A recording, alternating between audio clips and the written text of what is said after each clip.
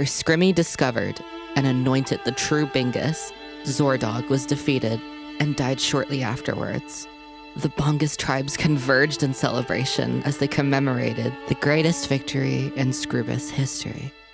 However, deep in the bowels of the earth awakens a new terror that no Bungus has ever seen.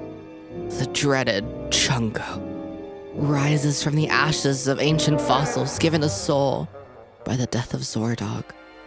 A few weeks after the day of the Crummoning, the victory holiday proposed by the populace of Scrubus, Scrimmy finds archaic scrolls making implications about a new great evil that commands an army of Chorbis. Remembering the traumatic attack of Krugel in 1963, he rushes to the Council of Scrubus. Pleading his case, he convinces the council that the great evil is coming soon, as Zordog's fall could have given rise to a massive counterattack. One of the council members takes off his hooded cloak to reveal that he is Grand Master Spungus, the wielder of Bungus, a legendary warrior who led the armies of Scrubus against the dark forces of Wombus. He acknowledges the seriousness of the situation and commands Scrimmy to round up the gang and to prepare the anointed Bingus. Chungo begins to plan out the revival of Zordog using the ancient Hobgumbus ways of ritual sacrifice.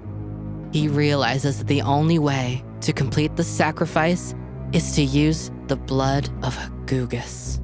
Heading to the woods to find one, Chungo is stopped by a scouting party sent by Scrimmy. They threaten to destroy him if he dares to come closer to the kingdom of Scrubus. Before they can advance towards him, Chungo releases a powerful dark spell that kills the scouts instantly and heads into the woods.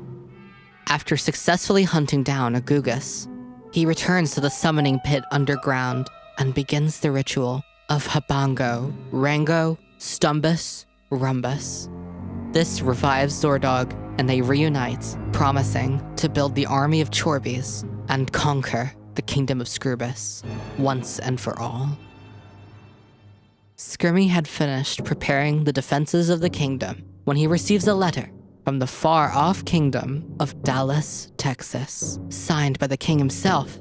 It reads that scientists have discovered a rift in the underground, noting that it could be a true first occurrence. That means Chungo has returned after many centuries.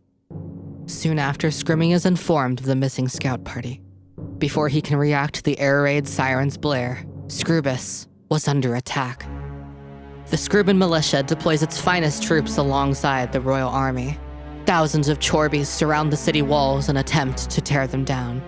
However, Scrimmy commands the air raid squads to make runs outside Scrubus and successfully fends off the invaders. Unfortunately, this is only the first attack. Chungo and Zordog are seen coming over the horizon with an army bigger than anything Scrubus has ever seen. The council decides that they have no choice than to call upon the four great mages of history: King Schnitzel, Spungus, Brogel, and Fusus. Using the Book of Weebus, famously used in the Great Exodus of Sprubel, they summon the remaining mages. Spungus joins them to complete the legendary Bondboss, the Brothers of Magic, for the benefit of Scrubus. They create a force field around the city in order to make time for more defensive preparations. Before this arc of the story proceeds, Chungo and Zordog are seen watching the city from the mountain of Slingo. The council tells Scrimmy to set out on a quest. He is told that there is a chalice hidden in the plains of Crungus that carries a great forbidden magic sealed away by the guardians of Moodswing.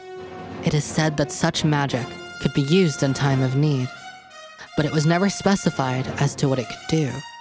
Taking his chances, Scrimmy sets out on a journey with Spungus to recover the chalice. They experience smooth travel until they reach the door to Spulgus, where they are met by Fungus, the trickster. Fungus announces that they cannot pass until they complete the trials of literal foosball. They accept the trials and face them in the order of interpretive dance, ice fishing, and competitive lawn mowing. Scrimmy and Spungus win with flying colors and pass the door of Spulgus.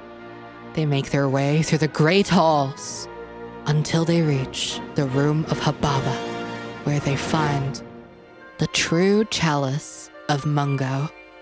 Upon their return to Scrubus, Scrimmy and Spungus find that the force field is nearly broken.